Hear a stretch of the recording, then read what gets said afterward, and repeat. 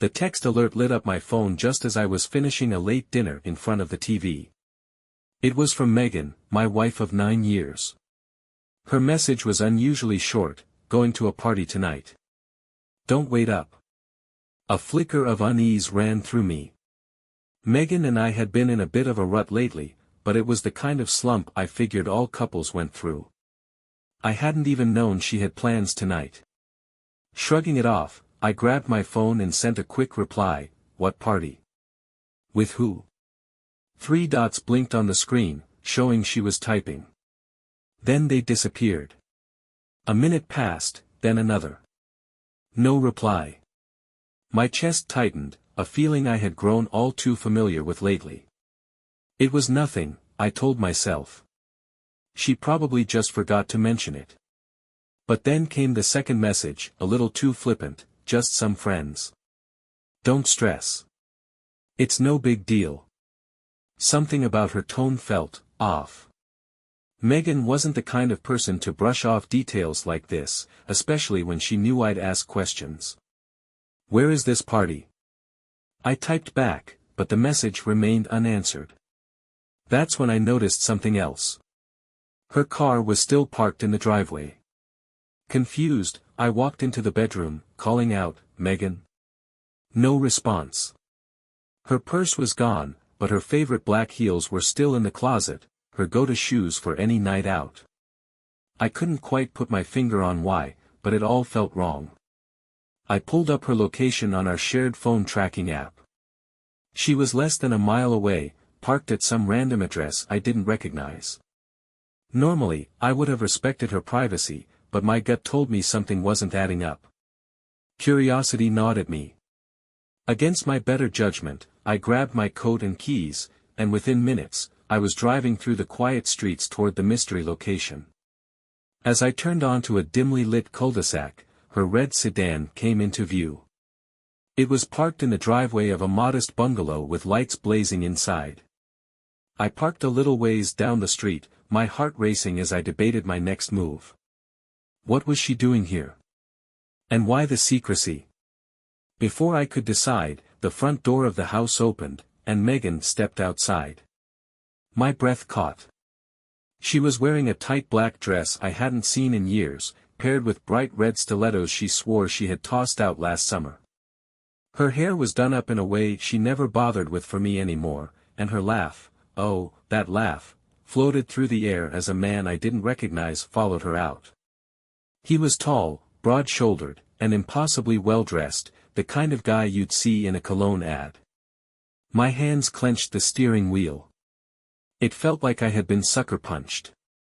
The man leaned in close to her, whispering something that made her throw her head back in laughter. Then, to my horror, she kissed him, on the lips, lingering just long enough to make my stomach churn. They walked back inside together, leaving me sitting there in stunned silence. My mind raced. This wasn't just a party. She had lied. And worse, she thought I would just sit at home, none the wiser. But I wasn't going to sit at home. Not tonight. I sat in the car for what felt like an eternity, my thoughts a tangled mess of fury and disbelief. How long had this been going on? And why had I not seen it sooner? The signs were there, the late nights, the sudden interest in yoga classes she never attended, the way her phone was always face down on the counter. I had ignored them all, convincing myself that it was just the ebb and flow of marriage. But now, watching my wife disappear into another man's house, everything became crystal clear. Megan was cheating on me. And the worst part? She thought I was too stupid to notice. The headlights of another car pulling into the cul-de-sac snapped me out of my thoughts. A couple got out and walked toward the same house. This was no intimate dinner date. It really was a party. My fists unclenched slightly as a sliver of doubt crept in. Maybe I was overreacting. Maybe there was an innocent explanation for all of this. But then I remembered the kiss. The way she had looked at that man. There was no doubt in my mind anymore. I needed answers. Without thinking, I stepped out of the car and started walking toward the house. My heart pounded in my chest as I approached the door. The faint hum of music and laughter reached my ears, and I hesitated, suddenly unsure of what I was about to do. Was I really going to march into this stranger's house and confront my wife in front of everyone? Yes. Yes, I was. I knocked twice, hard enough to be heard over the noise inside. The door swung open, and there she was, Megan. Her face went pale the moment she saw me, her mouth falling open in shock. For a split second, she looked like a deer caught in headlights. "David," she stammered, her voice barely audible over the music. "What are you doing here?" I crossed my arms, trying to steady my voice. "Funny. I was just about to ask you the same thing." Her eyes darted nervously to the man standing behind her, the same guy she had kissed outside. He was holding a drink, his smirk faltering as he took in the scene. Megan? Who's this?" he asked, his tone annoyingly casual. "I'm her husband," I said coldly, stepping inside without waiting for an invitation. The room fell quiet as more heads turned to watch the unfolding drama. Megan reached out to grab my arm, but I shook her off. "This isn't what it looks like," she said quickly, her voice trembling. "It's just a party, David. I told you." "Do not lie to me," I snapped, my anger bubbling to the surface. I saw you kiss him." Gasps rippled through the small crowd, and Megan looked like she might faint. The man, her lover, set his drink down and stepped forward, his expression hardening. "Hey, man, I don't know what you think you saw, but you need to calm down." "Calm down?" I laughed bitterly. "You're telling me to calm down? You're screwing my wife, and you think I'm just going to calm down?" Megan grabbed my arm again, desperation in her eyes. "David, stop. You're making a scene." "Good," I shot back. "Maybe you need a scene.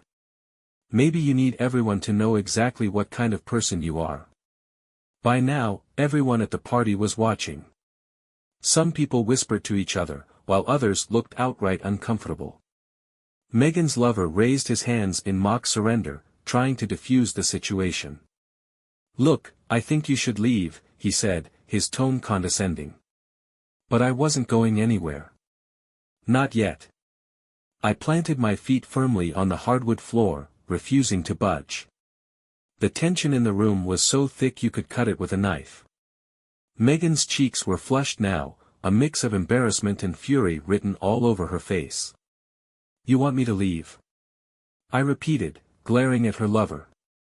"You have got to be kidding me. Do you even realize who I am? I'm her husband. I've been paying the bills, keeping a roof over her head, while she's here, doing this." "David, that's enough," Megan hissed, stepping closer to me, her voice low and pleading. "Please, just go home. We can talk about this later." "Talk about it later?" I scoffed. "You want me to just go home and sit on the couch while you play house with this guy?" "No, Megan. We're talking about it now." Her lover, clearly feeling the weight of the stares around him, stepped forward again. "Look, man," he said, his voice carefully measured. "I did not know she was married. If I had, I wouldn't have." "Do not even try that," I cut him off, my voice sharp enough to make him flinch. "I know your type. You knew. You just did not care." Megan's eyes darted between the two of us, panic flashing across her face. "This is not his fault," she blurted out, her voice shaking. "If you want to blame someone, blame me." "Oh, believe me, I do," I said, turning my full attention to her now. "But let's get one thing straight, Megan. You do not get to play the victim here. You lied to me. You disrespected our marriage. And now you want to stand here and act like I am the one ruining your night." Her mouth opened, but no words came out. For once, she seemed to realize there was nothing she could say to defend herself. I glanced around the room at the other partygoers, who were all pretending not to watch but were clearly hanging on every word. I felt a grim satisfaction knowing that Megan's perfect little world was crumbling right in front of them. "Let me make this easy for you," I said, lowering my voice but keeping the venom in my tone. "You can stay here, with him, and whatever pathetic excuse for a life you are building. Or you can come home with me right now and start explaining yourself. But you cannot have both. You do not get to have your cake and eat it too." The room was dead silent as Megan stood frozen, her eyes glistening with tears. For a moment, I thought she might actually choose me. But then she turned to her lover, her hand brushing against his arm. That tiny gesture, so insignificant yet so telling, was all I needed to see. "I see how it is," I said quietly, my chest tightening as the reality of it all set in. "You have already made your choice." "David, wait," she started, but I raised a hand to stop her. "No," I said firmly. "You do not get to wait. You made this mess. You get to live in it." I spun on my heel and stormed toward the door, but before I could leave, I turned back one last time. "Oh, and Megan. Do not bother coming home. The locks will be changed before you get there." Her jaw dropped, but I did not stick around to see her response. I walked out the door, my heart pounding in my chest. The cold night air hit me like a slap in the face, but it felt good. It felt real.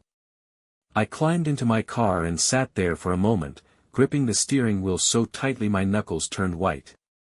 I wanted to scream, to punch something, to do anything to release the anger boiling inside me. But instead, I just sat there, staring at the house where my wife, the woman I had built my life with, was starting a new chapter without me. And that is when I knew. This was not the end of the story. Not by a long shot. Driving home that night, my mind raced with thoughts that swung wildly between despair and rage.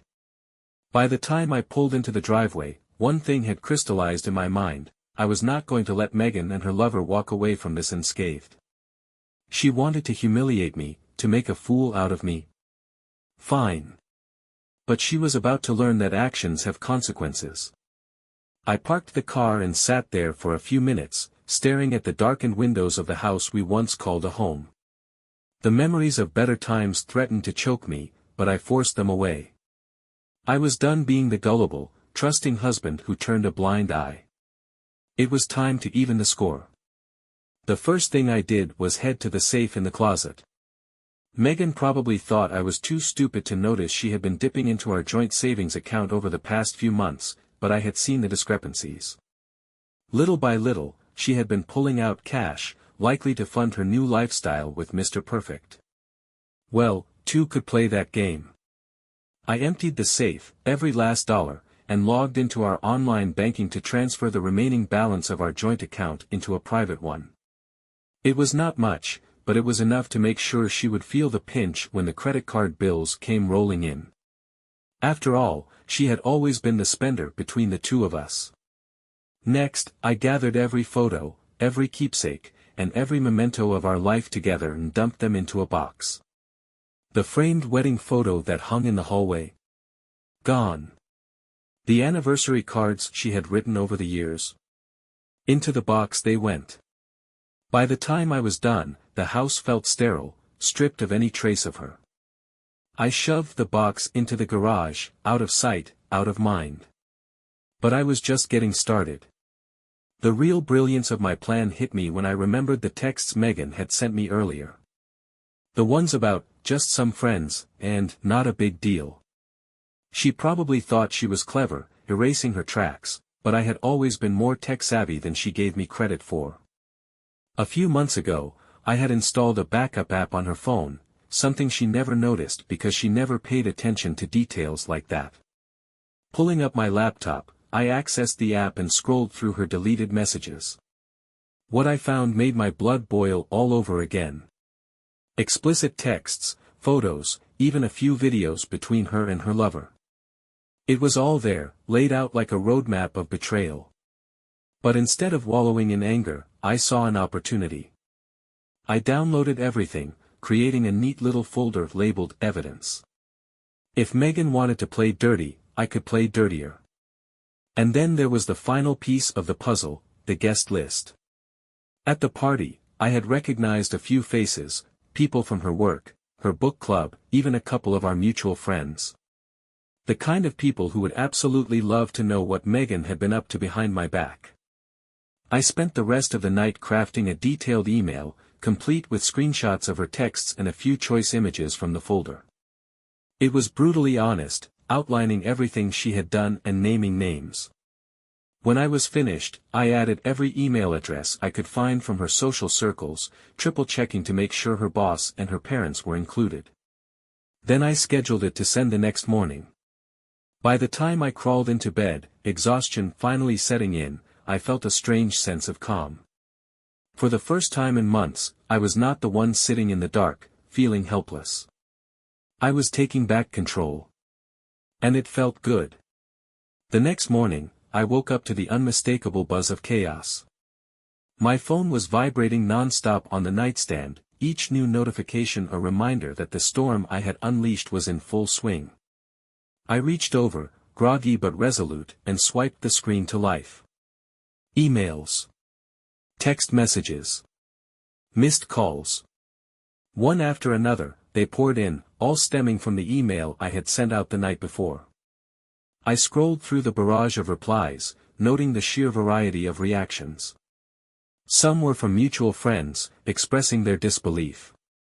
Others were angrier, accusing me of airing dirty laundry. And then there were the messages from Megan herself, desperate, panicked pleas for me to take it all back.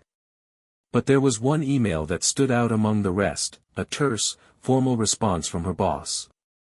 "David, we need to talk," it read, the tone cold and businesslike. Megan had built her career on her reputation, and now it was clear that reputation was hanging by a thread. I almost felt a twinge of guilt. Almost.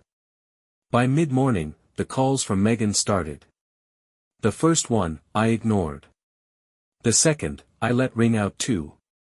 By the third, I decided to answer, not because I wanted to talk to her, but because I wanted to hear her squirm. "David," she said the moment I picked up, her voice shaky. "What the hell did you do?" "Oh, good morning, Megan," I replied, my tone deliberately cheerful. "I take it you saw the email." "You think this is funny?" she snapped. "You ruined my life." "No, Megan," I said coldly. "You ruined your own life. I just let everyone else know about it." The silence on the other end was deafening. When she finally spoke again, her voice was quieter, almost pleading. "David, please. You do not understand. It was just a mistake. I never meant for it to go this far." "A mistake?" I repeated, my voice rising. "You think cheating on me, lying to me, and humiliating me in front of all our friends was just a mistake? You knew exactly what you were doing, Megan." "I can fix this," she said quickly. "We can fix this. Just, call them back. Tell them it was a misunderstanding." I laughed bitterly. "A misunderstanding? Do you think your boss is going to buy that? Or your parents? Hell, Megan, I am pretty sure even your yoga instructor got the email." Her sharp intake of breath told me I had hit a nerve. "You are a monster," she whispered. "You have no idea what you have done." "Oh, I know exactly what I have done," I shot back. "And do you want to know the best part? I am just getting started." I hung up before she could respond, the satisfaction of slamming the metaphorical door in her face giving me a small measure of comfort. But as the adrenaline began to wear off, I realized the day was far from over. By the afternoon, the fallout from my email had taken on a life of its own. Megan's boss, Mr. Harrison, called me personally. His tone was professional but sharp, the kind of clipped voice that meant he was furious but trying to stay composed. "David," he began. "We received your email. Needless to say, this is an incredibly serious matter." "Oh, I imagine it is," I replied calmly, leaning back in my chair. "I thought transparency was important, Mr. Harrison." Megan always spoke highly of your company's integrity. He cleared his throat, clearly caught off guard by my passive-aggressive tone. While I understand your emotional state, I must remind you that there are professional boundaries. This situation is inappropriate. Inappropriate? I let out a bitter laugh. I would say my wife having an affair with a man she met at her business trips is what's truly inappropriate.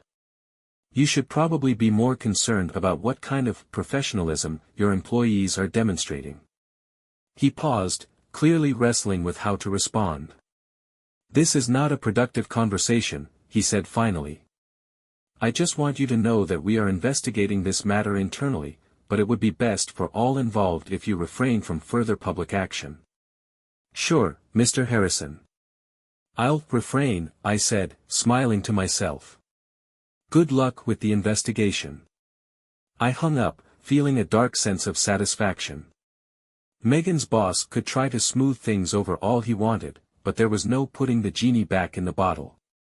The damage was done, and it was glorious. By evening, I received the message I had been waiting for. Megan was on her way home. She had been bombarded with calls from her parents, co-workers, and even casual acquaintances who had gotten wind of the drama. There was no hiding from it anymore. She had to face me. I heard her car pull into the driveway and stood by the window, watching as she climbed out. Her usual confidence was gone, replaced by frantic movements and a face twisted with stress. She looked like a woman on the verge of breaking, and for a moment, I felt a pang of pity. Then I remembered her kiss with that man, the lies, the betrayal. Whatever pity I felt vanished. The door opened, and Megan walked in, her heels clicking on the hardwood floor. She stopped when she saw me standing in the living room, arms crossed. David, she said, her voice trembling. We need to talk. Oh, now you want to talk. I said, my tone dripping with sarcasm. What happened to the Megan who told me not to stress, because it was no big deal? She dropped her bag on the floor and ran her hands through her hair. Look, I messed up, okay? I know I did. But sending that email? You took it too far. Too far. I repeated, taking a step closer to her. You humiliated me. You cheated on me. You lied to me over and over again. And you want to talk about too far? Spare me. Tears welled up in her eyes, and for a moment, she looked genuinely remorseful. David, please. I don't want to lose you. We can work this out. I'll do whatever it takes. I stared at her, my emotions warring inside me. Part of me wanted to believe her, to think that this could somehow be salvaged. But the other part, the rational part, knew that this was just another manipulation. Megan had made her choices, and now she had to live with the consequences. Whatever it takes. I said, raising an eyebrow. All right, Megan. Here is what it's going to take. You pack your things and get out of my house. Tonight. Her eyes widened, and she took a step back. David, no. Please, No, I interrupted, my voice firm. I'm done. You can take your excuses, your tears, and your promises, and you can shove them. You chose him, Megan. Now go. Megan stood there, frozen, as if she could not process what I had just said. Her lips parted to speak, but no words came out. I could see the wheels turning in her head, trying to come up with something, anything, that might change my mind. But I was not going to give her the chance. I mean it, Megan, I said, stepping past her and grabbing a suitcase from the closet. You can cry, you can beg, you can pull out all the tricks in your arsenal. But nothing you say will undo what you've done. David, she choked out, her voice cracking, you do not understand. It was not about you. I just felt so lost. Lost? I repeated, spinning around to face her. Do not insult me with that garbage. You felt lost, so you found your way into another man's bed? Is that what you are telling me? She flinched as if I had slapped her. For a moment, I thought she might try to defend herself, but then she dropped her head, her shoulders slumping. I made a mistake, she whispered. A terrible mistake. But I love you, David. I swear I do. I laughed, a harsh, bitter sound that even surprised me. You have a funny way of showing it. Megan reached out to touch my arm, but I pulled away, holding up the suitcase. Start packing. Where am I supposed to go? She asked, her voice barely above a whisper. I shrugged, the weight of my anger pressing down on me. I do not know. Go to his place. Go to your parents. Hell, sleep in your car for all I care. But you are not staying here. Her tears started to fall then, silently at first, and then in heavy, gulping sobs. I expected it to move me, to stir some part of me that still cared. But it did not. All I felt was emptiness. As Megan packed her things, I sat on the couch, staring blankly at the TV. The sound was on, but I was not paying attention to what was playing. My mind was miles away, replaying every moment of the past few months in excruciating detail. The late nights, the lies, the little things I had ignored because I trusted her. I wanted to scream, to throw something, to smash every trace of her from my life. But instead, I just sat there, numb. She came downstairs an hour later, dragging 2 suitcases behind her. Her face was red and blotchy, her makeup smudged from crying. She looked at me with a mix of desperation and regret. David, she said softly, I do not want it to end like this. Too bad, I replied without looking at her. It is already over. She hesitated for a moment, as if she thought I might change my mind. But when I did not, she turned and walked out the door, the sound of her suitcase wheels scraping against the concrete echoing in the stillness. When the door clicked shut behind her, a strange calm washed over me. It was not relief exactly, but it was close. For the first time in months, I felt like I could finally breathe. That night, I slept better than I had in weeks. But the next morning, the reality of what I had done began to sink in. My phone was still blowing up with messages, some supportive, others downright hostile. Megan's parents had called me 6 times, leaving voicemails that ranged from confused to furious. Her friends had started posting cryptic messages on social media, thinly veiled jabs at me for airing our dirty laundry. But the best message came from Megan's lover. The text popped up on my phone while I was having coffee. You did not have to ruin her life, man. That was low. I stared at the message for a long moment, a slow smile spreading across my face. Then I typed out my reply, you are right. I did not have to. I wanted to. The days that followed felt surreal, like I was living in a strange new world. The house was eerily quiet without Megan's presence. Her usual clutter, scarves draped over chairs, makeup on the bathroom counter, her favorite mug left on the sink, was all gone. I thought I would feel relieved, but instead, the silence just made the emptiness more tangible. Still, I told myself it was better this way. I did not need her or her lies. I had regained control of my life, and for the first time in a long while, I felt like I was steering the ship instead of being dragged behind it. That illusion shattered the moment Megan's parents showed up on my doorstep. It was a Saturday afternoon, and I was halfway through cleaning out the closet when I heard the knock. Opening the door, I was greeted by Megan's father, Frank, a broad-shouldered man with graying hair, and her mother, Diane, whose sharp eyes pinned me in place before she even said a word. We need to talk, Frank said, his tone gruff but measured. I crossed my arms and leaned against the doorframe. About what? You know damn well about what, Diane snapped. What were you thinking, David? Sending that email? Embarrassing Megan like that in front of everyone? What was I thinking? I repeated, my voice rising. I was thinking your daughter cheated on me, lied to me, and treated me like garbage. That email was me setting the record straight. You could have handled it privately, Diane shot back, her voice dripping with disdain. Instead, you turned it into a public spectacle. Oh, and Megan sneaking around with another man was what? A private matter? I said, my anger bubbling to the surface. Spare me the lecture, Diane. Your daughter made her choices. Now she has to live with the consequences. Frank held up a hand, cutting his wife off before she could respond. Look, David, he said, his voice softer now. We are not here to defend what Megan did. But this whole thing has spiraled out of control. Her boss is threatening to fire her. Her friends have turned on her. She is devastated. And that is my problem. How? I asked, glaring at him.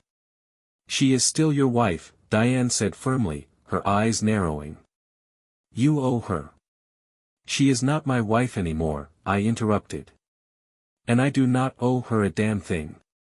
The words hung in the air like a bomb. Diane opened her mouth to argue, but Frank placed a hand on her arm, shaking his head. Let's go, he said quietly. This was a mistake. Without another word, they turned and walked back to their car.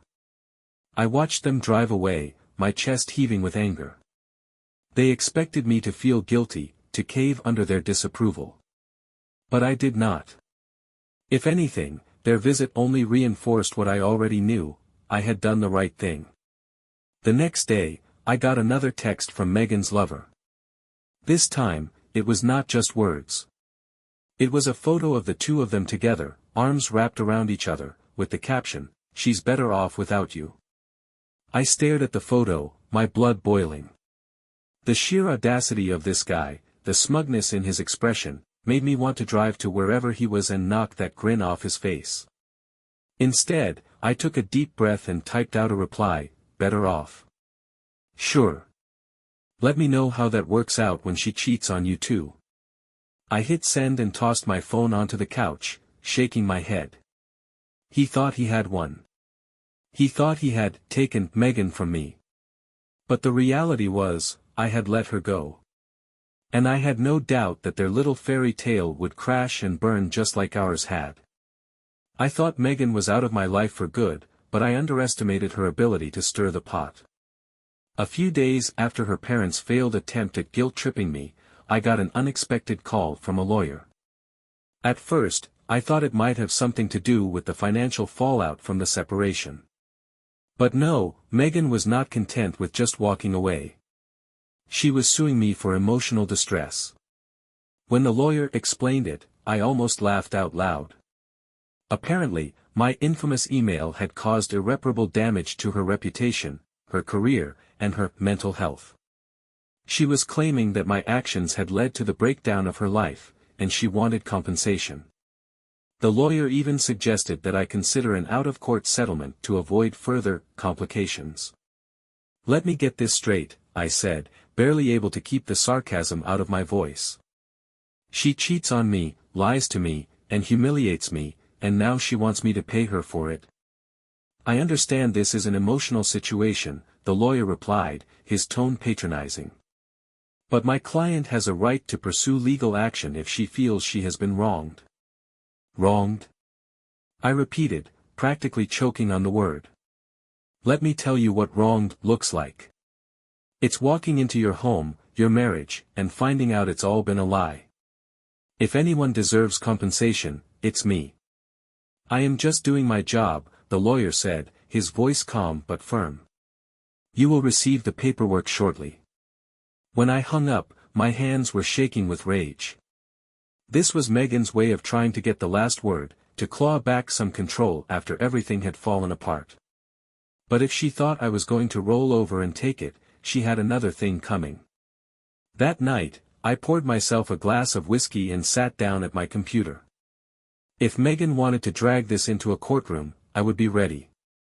I had all the evidence I needed, the text messages, the photos, even the financial records showing how she had siphoned money from our accounts to fund her little escapades. I started organizing everything into a neat folder labeled Legal Defense. As I sifted through the messages, I came across one that stopped me cold. It was a screenshot of a text Megan had sent to her lover weeks before the party. "David will never find out. He's too busy being a boring little husband to even notice." Boring little husband. The words stung more than I cared to admit. I had spent years working hard to provide for her, to give her the life she wanted. And that was how she saw me, a background character in her soap opera of a life. I leaned back in my chair, staring at the screen. It was not just anger I felt anymore. It was something deeper, something darker. A need to prove to her, and to myself, that I was not the pathetic, clueless man she thought I was. A week later, Megan's lawsuit officially hit my mailbox. She was demanding $50,000 for damages, along with a formal written apology. I laughed as I read the letter, the absurdity of it all hitting me like a bad punchline. But instead of feeling defeated, I felt energized. This was not just about the money or the apology. This was about her trying to rewrite the narrative, to paint herself as the victim and me as the villain. Well, if it was a fight she wanted, it was a fight she was going to get. The day of the preliminary hearing arrived faster than I expected. Walking into the courthouse felt surreal, like I was stepping onto the set of a bad courtroom drama. Megan was already there when I arrived, sitting with her lawyer at the front of the room. She looked polished, almost unrecognizable, her hair perfectly styled and her outfit chosen to scream, respectable victim. It would have been almost convincing if I did not know her better. I took my seat across the aisle, my own lawyer, Rebecca, giving me a reassuring nod. She had been a bulldog from the start, poring over every piece of evidence I had provided and preparing a strategy that would make Megan regret ever filing this lawsuit. As the proceedings began, Megan's lawyer stood and launched into a monologue about how my actions had caused her irreparable harm. He described the email as a malicious attack on her character and painted her as a victim of my uncontrollable rage. Megan sat beside him, nodding occasionally and dabbing at imaginary tears with a tissue. When it was Rebecca's turn to speak, she stood up, calm and collected, and methodically tore their argument to shreds. "Your Honor," she began, "my client did not act out of malice. He acted out of pain and betrayal, after discovering that his wife, Mrs. Megan Peterson, had been unfaithful to him for months. The so-called malicious email was not slander. It was the truth, backed by concrete evidence." She turned to the judge and handed over a folder. "In this folder, Your Honor, you will find text messages, photographs, and other communications that clearly prove Mrs. Peterson's infidelity. Additionally, we have records showing that Mrs. Peterson withdrew thousands of dollars from their joint savings account without Mr. Peterson's knowledge or consent, which she used to fund her extramarital activities." Megan shifted uncomfortably in her seat, her polished exterior starting to crack. Her lawyer attempted to object, but the judge waved him off, allowing Rebecca to continue. "As for emotional distress," Rebecca said, her tone sharp, "we argue that it was Mr. Peterson who suffered emotional distress, not Mrs. Peterson. She brought this upon herself through her actions. If anyone deserves compensation, it is my client." By the time Rebecca sat down, Megan's confident facade had completely crumbled. She avoided my gaze, staring down at the table in front of her as the judge called for a brief recess. During the break, Megan's lawyer approached Rebecca and me in the hallway. He looked visibly shaken, his polished confidence replaced by a nervous energy. "Look," he said, lowering his voice, "my client is willing to drop the lawsuit if your client agrees not to pursue any counterclaims." Rebecca raised an eyebrow. "Counterclaims?" "Yes," he said quickly. "Let us just call this even. No lawsuits, no further action. Both parties walk away clean." I could not help but smirk. They were scared. They had seen the evidence we had, and they knew Megan did not have a leg to stand on. Rebecca looked at me, silently asking for my decision. I considered it for a moment, the idea of ending this mess tempting. But then I remembered all the lies, all the humiliation Megan had put me through. She deserved to face the consequences. No deal, I said firmly. Megan's lawyer sighed, running a hand through his hair. Fine. But you might regret this. I leaned in, lowering my voice. The only thing I regret is marrying her in the first place. When the hearing resumed, the judge dismissed Megan's case, citing insufficient evidence to support her claims. It was a small victory, but it felt monumental. As we left the courtroom, I caught a glimpse of Megan standing in the hallway, her face pale and defeated. "David," she called out as I walked past. I stopped but did not turn around. "What?" She hesitated, her voice trembling. "I am sorry. For everything." I turned to face her, studying her for a long moment. For the first time in months, she looked genuine, her mask of arrogance and defiance gone. But it was too late. "I hope you mean that," I said quietly. "Because you are going to need to apologize to a lot more people than just me." I walked away without waiting for a response, the weight of the last few months finally starting to lift. The courtroom victory was satisfying, but I knew it was just the beginning of the fallout. Megan's reputation was already in shambles, and things were only going to get worse. Over the next few weeks, I heard bits and pieces about how her life was unraveling. She lost her job at the marketing firm. Apparently, her boss had received one too many complaints about her unprofessional conduct. The emails I sent had circulated far beyond her social circle, and the gossip had reached clients, co-workers, and even competitors.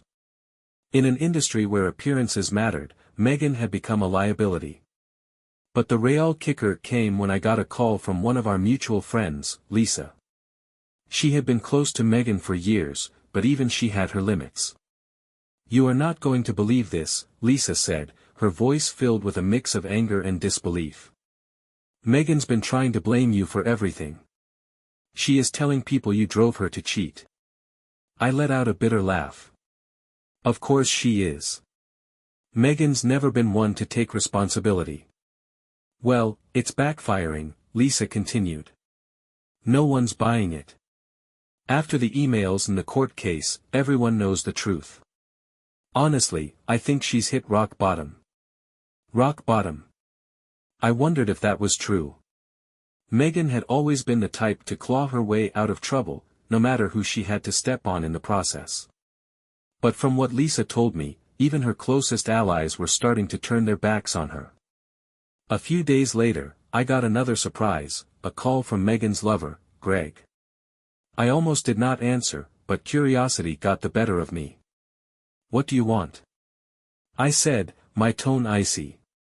"Look, man, I am not trying to start anything," Greg said quickly. I do not know what to do. Megan's losing it." I blinked, caught off guard. "Losing it? What are you talking about?" "She's been showing up at my place unannounced," Greg explained. "She'll sit outside in her car for hours, just staring at my window. She's been calling me non-stop, leaving these crazy messages. I don't know what to do." "Sounds like your problem, not mine," I said, already regretting answering the call. "Yeah, well, you kind of made it my problem," Greg shot back. "She was fine before you blew up her life." "Fine?" I said, laughing bitterly. "She was cheating on me with you. If that's your definition of fine, you might want to rethink your standards." Greg sighed heavily. "Look, I get it, all right. I messed up. But this is something else. She needs help." For a moment, I felt a flicker of guilt. Not for Megan, but for the situation she had created for herself. Still, it was hard to muster much sympathy for a woman who had brought this chaos on herself. "Good luck with that," I said, ending the call. The final straw came a week later. I was sitting at home, enjoying a rare moment of peace, when my doorbell rang. Opening the door, I was greeted by none other than Megan herself. She looked disheveled, her hair unkempt and her clothes wrinkled. It was a far cry from the polished, confident woman I had once known. "What are you doing here?" I asked, my voice cold. "I need to talk to you," she said, her voice trembling. "Please, David. Just 5 minutes." I hesitated, then stepped aside to let her in. She stood in the middle of the living room, wringing her hands nervously. "I messed up," she said finally, tears streaming down her face. "I ruined everything. My job, my friends, my life. I do not know what to do anymore." I crossed my arms, keeping my expression neutral. "And what do you want from me? Sympathy? Forgiveness?" "I do not know," she admitted, her voice breaking. I just want to make things right." "Make things right?" I repeated, shaking my head. "Megan, there is no making things right. You made your choices, and now you are dealing with the consequences. That is how life works." She sank onto the couch, burying her face in her hands. "I do not even know who I am anymore." I sighed, a part of me tempted to comfort her, but I held back. "Maybe it is time you figure that out. On your own." She looked up at me, her eyes filled with desperation. "Do you hate me?" I thought about it for a moment. "No," I said finally. "I don't hate you. But I can't help you, Megan. Not anymore." As Megan left, the weight of her downfall hung in the air. I knew this was not the ending she had envisioned for herself, but it was the one she had earned. And for the first time in a long time, I felt like I could finally move on. Weeks passed, and the chaos that had engulfed my life slowly began to fade. Megan was gone, her belongings were packed up and delivered to a storage unit, and for the first time in years, I felt like I had control over my own life. Friends checked in occasionally, offering awkward support and gossip about Megan's continued downward spiral, but I found myself caring less and less. Until one day, an envelope arrived in the mail that stopped me cold. It was a handwritten letter, the kind no one bothers with anymore. The return address was unfamiliar, and the handwriting looked rushed. I tore it open, my curiosity outweighing my apprehension. The first line hit me like a punch to the gut: "David, I am pregnant." For a moment, the world seemed to tilt on its axis. I read the words over and over, hoping I had misinterpreted them. But no, the letter continued, and the details only made things worse. Megan claimed the baby was mine. She said it had happened just before everything fell apart, during one of those rare nights when she had actually come home on time and pretended to care about our marriage. Her tone in the letter oscillated between desperation and manipulation, pleading for me to be involved while simultaneously blaming me for abandoning her in her time of need. I set the letter down, my hands trembling. Was this real? Could she be lying? I grabbed my phone and called Rebecca, my lawyer, who had become something of a confidant during the legal mess. "She's claiming you're the father?" Rebecca asked, her voice laced with skepticism. "Do you think it's possible?" "I have no idea," I admitted. "It could be mine. Or it could be his. Or it could be someone else entirely. With Megan, who knows?" Rebecca sighed. "Look, we can demand a paternity test. But I need to warn you, if the baby is yours, things could get complicated." A few weeks later, I found myself sitting in a sterile lab, waiting for the results of the test that would determine whether my life was about to get infinitely more complicated. Megan had been ordered to provide a sample as well, and the tension between us during the appointment had been suffocating. She alternated between tearful apologies and sharp barbs, accusing me of being cold and heartless. "You are the one who turned your back on me," she said at one point, her voice rising. "You made me feel like I was nothing." "No," I shot back. "You did that to yourself." Now, sitting in the lab, I braced myself for the worst. When the technician finally came in with the results, her neutral expression gave nothing away.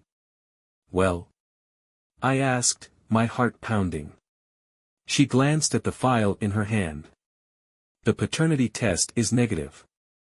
Relief flooded through me so quickly that I felt lightheaded. But that relief was quickly replaced by anger. Megan had dragged me through this, lied to me, again, and for what? To try to tether me to her, to make me feel responsible for a mess that was entirely her own. I left the lab without speaking to Megan, her protests and excuses falling on deaf ears. For the last time, I walked away from her chaos, determined never to look back. In the weeks that followed, Megan's life continued to unravel. Her lover dumped her, her parents distanced themselves, and the friends she had left had little sympathy for her plight. Meanwhile, I focused on rebuilding my own life, starting fresh, free from the weight of her betrayal. One day, as I sat on my porch, enjoying the quiet for the first time in months, my phone buzzed with a text from an unknown number. It was Megan. Her message was simple, "I hope you're happy now." I stared at the screen for a long moment before typing a reply, "I am." And for the first time in a long time, it was true.